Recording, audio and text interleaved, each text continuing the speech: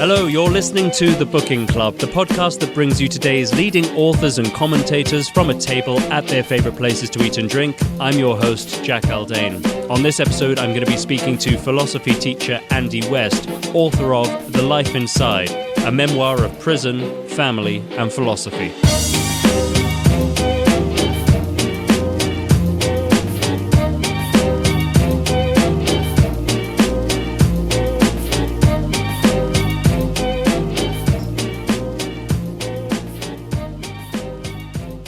Andy, you and I, we know each other reasonably. Yeah, I mean, we go back about 14 years. We went to the same university together. We both studied philosophy. The few things I knew about you were that you liked yoga, you were a vegan, you worked very hard both in university and outside because you would talk about the very many jobs that you had. Oh, yeah. And you had the most earnest and elaborate voicemail of anybody I knew at university. It began something like, "Hi, this is Andy." I won't try and imitate your voice, but "Hi, this is Andy. I'm not at my phone at the moment." And then you listed 3 possible reasons why that would be. You said, it could just be that I'm away from my phone for work reasons. It could be off.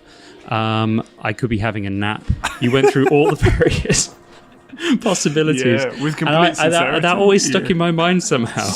Humiliating me from the off with all these horrible university stories. It's great to see you again, and it's been quite something to meet you again through this book and learn so much more about you than I ever knew in those 3 years.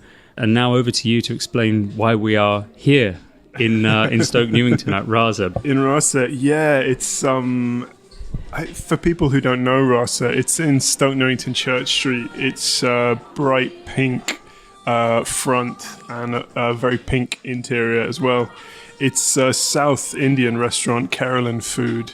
Lots of like really kind of unique and delicious like meals, like these quite small bowls, but like there's a beetroot curry which is delicious. There's like curries with mangoes in it. There's curries with made with a cashew yogurty sauce. Just like really, really yummy. And I think this place has been going for a good while, certainly as long as I've been living in London, and it's kind of an institution. Yeah, I see on the wall there we have a picture of Anthony Bourdain's visit, speaking to the manager. How would you start talking about this book in the context of what you wanted this book to reveal about prisoners and the lives of prisoners and the lives inside those prisoners, as the book's title suggests? Yeah, I think philosophy kind of shows you that people are highly particular. Once you do philosophy with them, you realize the kind of highly specific nature of who they are, and even the kind of double existence they probably have, because they probably have their own, as Socrates called it, the silent dialogue going on in their head, as being in a place of tension between 2 positions. I suppose one thing that felt quite important to me is the ideological narratives about prison are incredibly flat. On the right you have this kind of extreme moral responsibility idea that people in prison are like hand-wringingly malevolent evildoers, and that's where the kind of retributionist kind of argument then stems from. And on the left, almost like an entirely structuralist analysis of prison, which personally that's kind of, I lean towards that, but I do worry about the absolutization of that way of understanding that world. And I guess I just wanted to bring out the full messy complexity of those people, and I think just break out of those ideological kind of stories. And I think there's something about prison that means we don't often get past our ideological understanding of it, because we can't go into it and we can't disprove it, we can't test our morality, and so I felt quite a real keen sense that I want to do that for the reader. I want to test their morality. This story is also a memoir, and it's important to remember that, and I was shocked by some of it and taken aback, and I also felt an enormous sense of how could I have spent 3 years around somebody and had no idea whatsoever. The fact that you had grown up in a family with a number of people who had spent time in prison, and that you had always felt a certain involvement or implication in crime, completely unjustified, but ingrained in you. Yeah, and I can kind of see it now. You know, here we are on a gentle Tuesday evening in a nice restaurant, about to have a lovely meal, and so from this vantage point, I can see that it was kind of traumatic even to delve into some of those like psychological scars and things like that. At the time, it didn't feel that way. It just felt very kind of urgent and just very like truthful. Like, you're kind of moving this material around, this like unwieldy manuscript, and all these ideas are sloshing around in it. And then you kind of see this nucleus in the story, and you're like, shit, that's it. And it's undeniable when you see it. And for me, it was about kind of shame and guilt, a sense of inherited shame foremost, of having particularly my dad in prison, and just a kind of ominous feeling that the past will determine the future, that there's a kind of fate at play.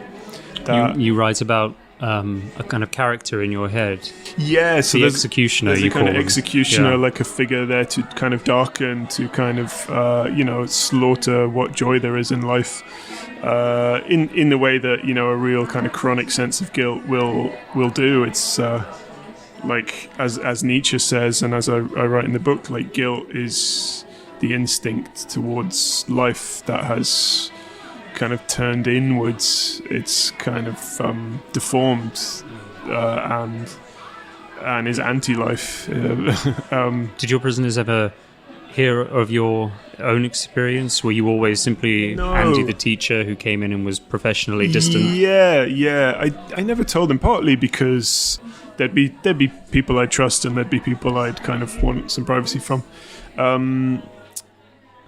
But also, I was so aware of like the fact that at 5 o'clock I was going home and they were going behind the door, and I really kind of wanted to be as honest about the differences between us, even if we did have that kind of connection.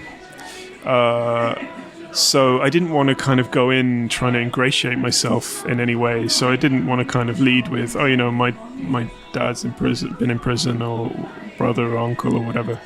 I think there's also the thing of, on the very rare occasion I have mentioned it, people kind of look down at their feet. Because they might have been a father going through exactly that. Yeah, exactly. And so I kind of learned not to do that. Since the book has come out, like I'll go into work in the prison and I'll see it there in the library. And, I'll kind of tell them what it's about. And, they'll be kind of interested, but then they'll just be on to the next thing. It's not as terribly significant to them as perhaps it is to me. That's the real pain of being a memoir writer. And you have gone back to teaching in prison since we opened up as a country. Of course, you weren't for a long time, and you write about what lockdowns were like in prison. Not as much a contrast as it was for people on the outside of prison. Yeah, I mean, even now, like we're recording this in May 2022, and even now prisons aren't running on a full regime. There's still a lot of bang up. Where you'd have an entire prison being unlocked. Now, like one wing gets unlocked at a time. There's a lot of restricted activity. There's not a lot of meaningful activity. And, we're just normalizing to just a lower standard of everything at the moment, I feel, after the pandemic. I think we should order something. Yeah. There are some side dishes here which are they look like sort of staple Indian. Sagaloo. They've got all sorts of names that are hard to decipher on the menu, but then where you write Sagaloo, it's just spinach and potato. It's almost like this is for the Brits. Yeah, right. Restaurants beginning to fill up a bit more of an atmosphere since we began talking, but I wanted to ask you about the prisoners you met. Who left the biggest imprint on your memory? I think in the second chapter, there's a guy who... the second chapter is called Freedom, and we discuss the story of Odysseus and the Sirens. And then there's a guy who, during a 23-hour lockdown, there's an hour a day where his cell is open, and he sits on his bed reading. So you mean to say that when he was able to leave, he chose not to? Yeah, so he didn't go onto the landing. He didn't go and make a phone call. He didn't, drift around with his mates on the wing. He did what he could have done just as easily. Yeah, he just stayed on his bed reading, which is probably what he did for the other 23 hours of that day. And there was another example, wasn't there, of the prisoner who would close his cell door before. So that's the same it was guy. Closed for him. Yeah. So this man Wallace, he seemed to have forged this incredibly strong mental capacity to survive deprivation, confinement, punishment. And he's a long-term prisoner. His view was basically that freedom is a mental thing, and that you could leave prison today, but if you don't have that mental freedom, it doesn't really mean anything. And he just shared these interesting stories, and the little ways he does that, the ways he punctuates his day with the sensation of freedom, even if in a kind of objective sense he doesn't have it. So, for example, your phone call has to finish by 12. If you go over 12 o'clock, an officer will put their finger on the receiver and it's over. He will always hang up earlier than he needs to. And these are just the kind of victories, kind of imperceptible to most other people. But that's, for him, what allowed him to say, I'm in control. And therefore, I'm kind of free if I'm the master in this situation. There's just something incredibly humbling about meeting someone with that much mental fortitude. I have a lot of doubts about Stoicism. In what sense does it fail for you? So for me, I suppose I'm with Sartre when he says Stoicism ensures that at the end of the day, the master is still the master and the slave is still the slave. It's looking for freedom not in social or material change, but looking for what freedom you can gain when social and material change are impossible, or at least seem impossible. So it's very popular in prison. I think those Stoic ideas go really, really far. There's a chapter on luck where I discuss Boethius. In the Constellation of Philosophy, Boethius is in a prison cell. He's been condemned, he's going to die, and he's lamenting his fate, and he's visited by Lady Philosophy, who gives him what I would call a Stoic teaching. She tells him that nothing is wretched, only thinking makes it so, and she just tells him to just look at everything differently, which I think is kind of the foundation of Stoic wisdom, that your situation is what you think your situation is.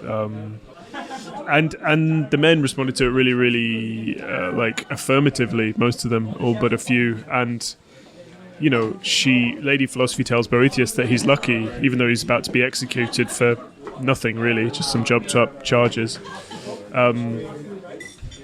There was this ripple throughout the room of just men talking about all the things they felt lucky for. One of them had recently got a radio. Having a radio is a really big deal when you're in a prison cell, that access it gives you to the outside world. Another is in a single cell rather than having to share a cell with someone.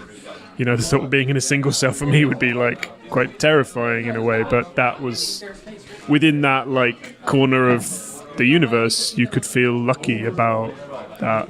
Yet all the time I'm kind of thinking, well, it's not just how you think about it, is it, Boethius? It's not just Stoicism seems to have this entirely cognitive approach to the emotions and the soul, when really we know that, living in darkness, deprivation, confinement is physiologically and therefore emotionally really, really difficult. And what you said there reminded me of the opening chapter of Orthodoxy by G.K. Chesterton. I've got the line here I wanted to read.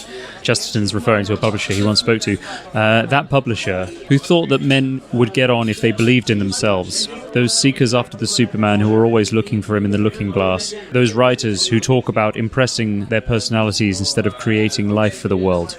All these people have only an inch between them and this awful emptiness. Then when this kindly world all round the man has been blackened out like a lie, when friends fade into ghosts and the foundations of the world fail, then when the man, believing nothing and in no man, is alone in his own nightmare, then the great individualistic motto shall be written over him in avenging irony. The stars will be only dots in the blackness of his own brain. His mother's face will be only a sketch on his own insane pencil on the walls of his cell. But over the cell shall be written, with dreadful truth, he believes in himself. Remind us what we have on our table here. Well, this is a lot of food. Chickpea curry, like a chana masala. Some lovely rotis, like paratha bread, all coiled and chewy and delicious. Yeah, so excited. Let's do it.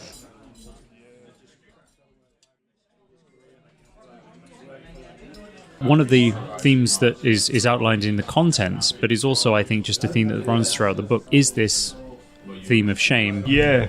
I didn't really have a say in whether the book was about shame or not. It just kind of was. Yeah. We talked about The Executioner. I think it's important to dig more into that. How have you coped with it in recent months? Yeah. So the book charts a kind of freedom away from shame, but it's a shame that is almost kind of foundational or architectural to perhaps just this person that I happen to be in the world. I do have to say that writing the book has been cathartic. You know, it lifts, it unburdens.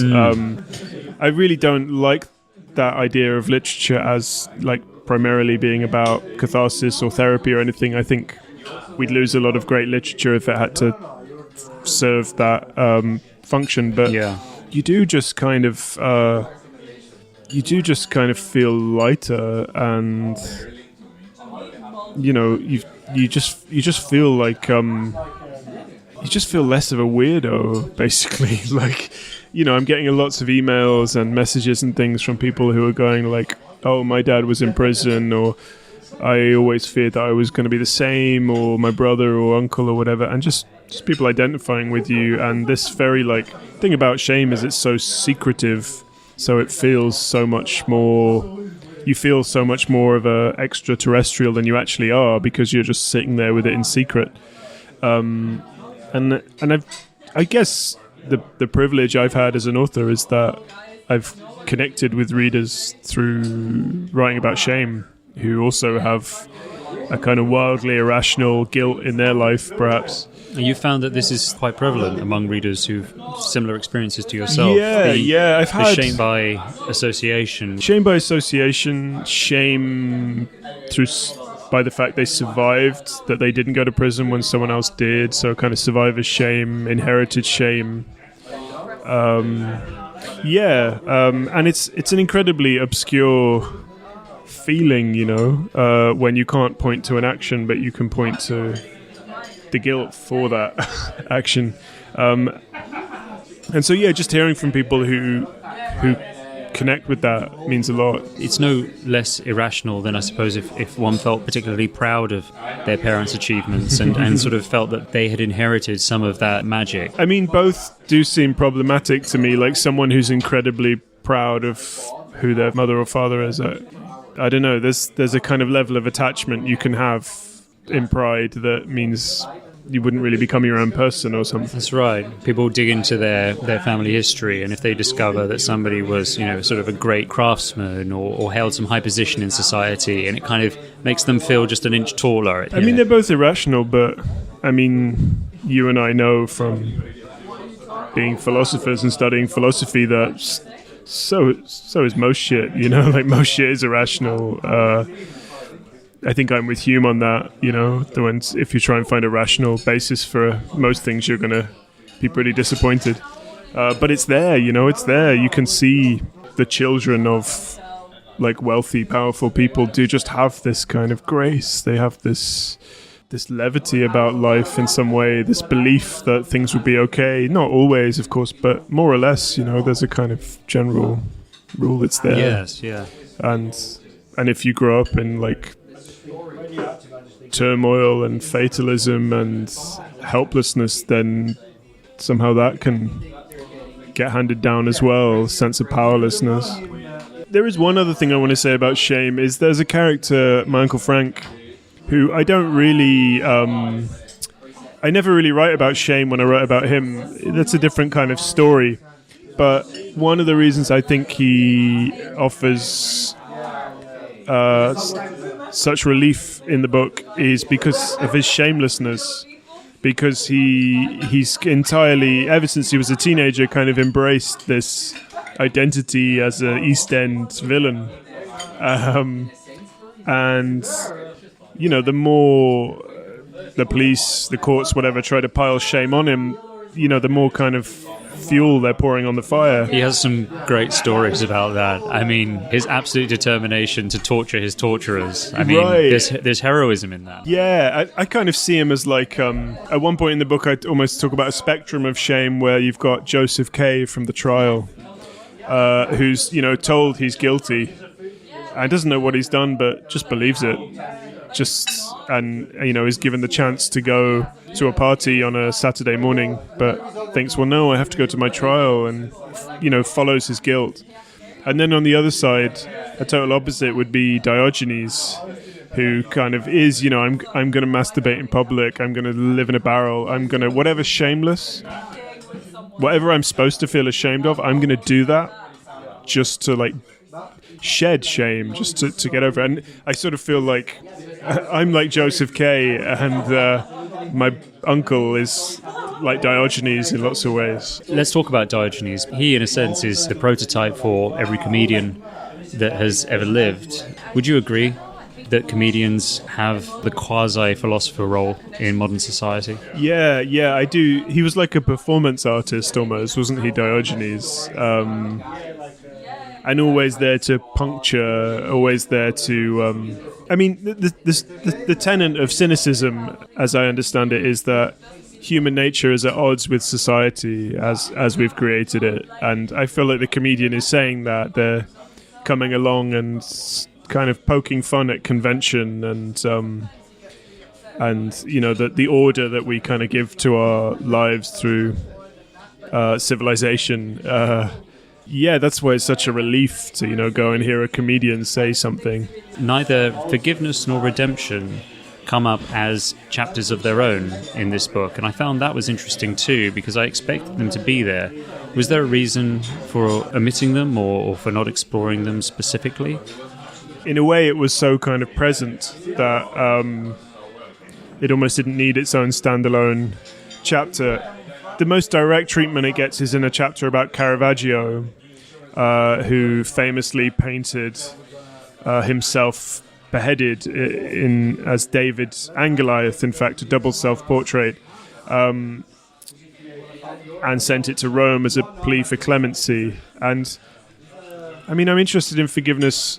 I suppose what I'm interested in is when forgiveness is impossible, perhaps because you've killed someone and they're no longer on this earth to forgive you, or they don't want to talk to you, or you're in confinement, or you're not willing to admit what you've done.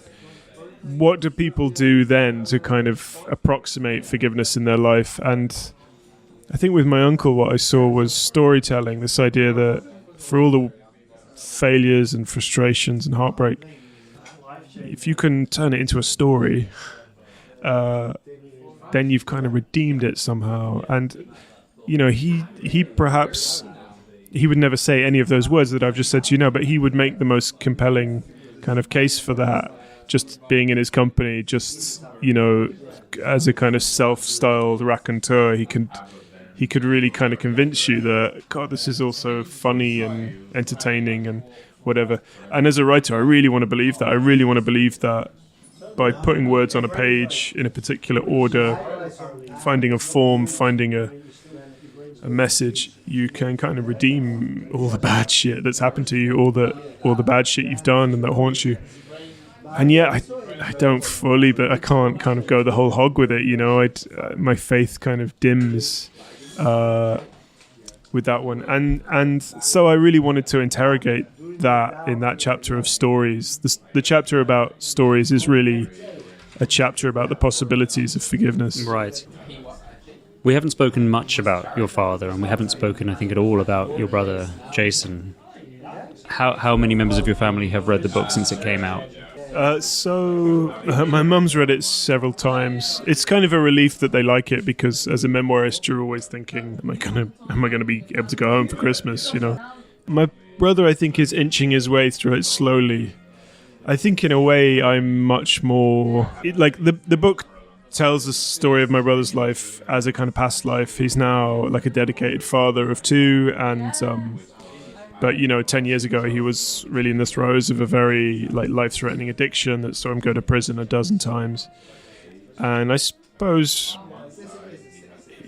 coming back to shame, I suppose he very much wants to move on, and so I've written about him as sensitively and as caringly as I can, and he's